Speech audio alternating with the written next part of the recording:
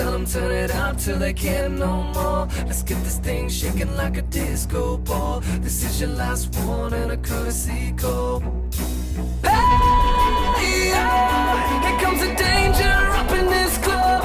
When we get started, man, we ain't gonna stop. We gon' turn it out till it gets too hot. Everybody sing, hey, yeah, tell them turn it out till they can't no more. Let's get this thing shaking like a disco ball. This is your last one and a courtesy call.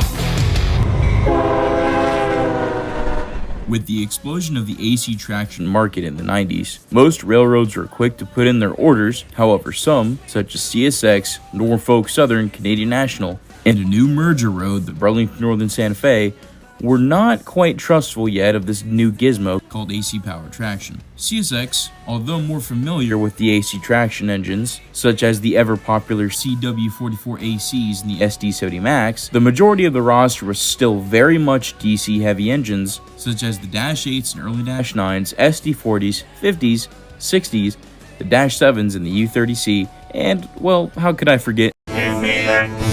The railroad's engine departments as well as engineers were still familiar with DC current. As such, in 2003, when Tier 2 emissions were pressed by the EPA, and when General Electric offered the ES44AC, the GEVO, as rail fans call it, CSX, BNSF, and NS asked General Electric to make a DC traction variant of the engine that would help familiarize the new 21st century engine to railroads still familiar with DC traction. They took the early ES44AC and took up the AC traction converter, while Norfolk Southern had the engines derated to 4,000 horsepower. The first ES44DC was built for BNSF as BNSF ES44DC number 7650. The first CSX ES44DC was ordered in July of 2005 and was delivered as CSX T5200.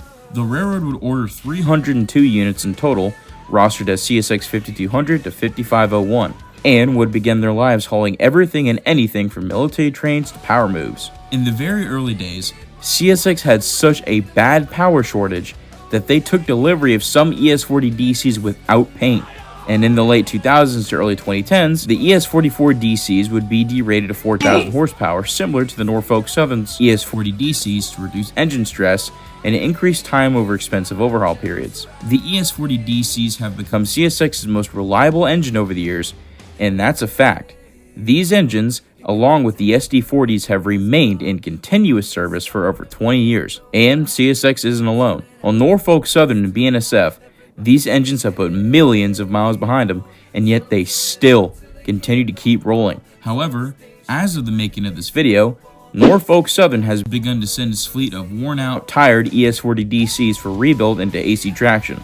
While it is pretty strange to see that we are in the era of GEVO rebuilds, the CSX ES40DCs will continue to roar down the main with their legacy of millions of miles of memories falling close behind.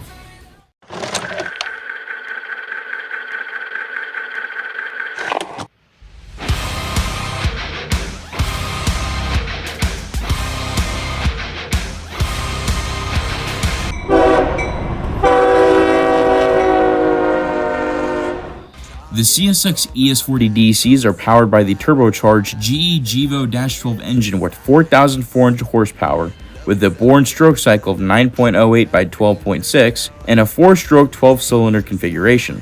They have multi-unit capability, electronic fuel injection, dynamic braking capability, and an RPM of 1050, as well as an internal pressure of 20.3 bars while under load. They have a GMG 206 main alternator, a GYA 30A main generator, 6 752AH traction motors, and 6 traction motor blowers between the locomotive frame and the 6-axle Hiad bolsterless trucks. They have a Model 26L Westinghouse air brake and a 3C DC Westinghouse air compressor. They have a starting tractive effort of 142,000 pounds and a continuous tractive effort of 109,000 pounds. They have a fuel tank capacity of 5,000 gallons, a cooling capacity of 400 gallons, 450 gallons of lubricating oil, and a sand tank capacity of 40 cubic feet. With a weight of 216 US tons, wheel diameter of 42 inches, a gearing ratio of 83:20, and a turning radius of 29 degrees, this allows the ES40DC to reach a modest speed of 70 miles an hour. They are 73 feet 2 inches long, 15 feet 5 inches tall, and 10 feet 3 inches wide. The CSX ES40DCs were equipped with the nostalgic Nathan Airchime K5HL first generation, second and third generation K5HLs, as well as the K5LA and the ever-famous K5HLB. They also come delivered with the GE steel bells, and here are some examples.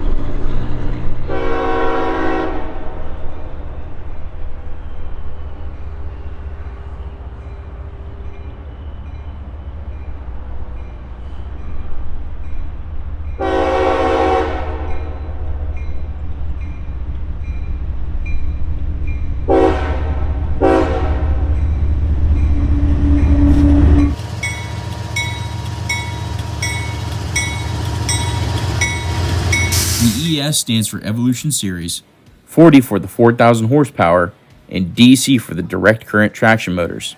2 CSX ES40DCs wore stickers, and 1 wore a spirit emblem. CSX T5461 wears a Seaboard System sticker, 5327 wears the Wild Mary emblem, and CSX 5500 wears the Spirit of Cincinnati.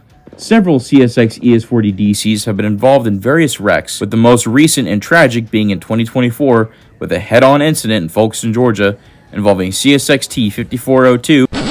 I'm gonna go ahead and stop myself right there. Tragically, there has been another accident involving a ES40DC. Now, luckily the crew did survive, but this was another head-on incident involving CSX T5359.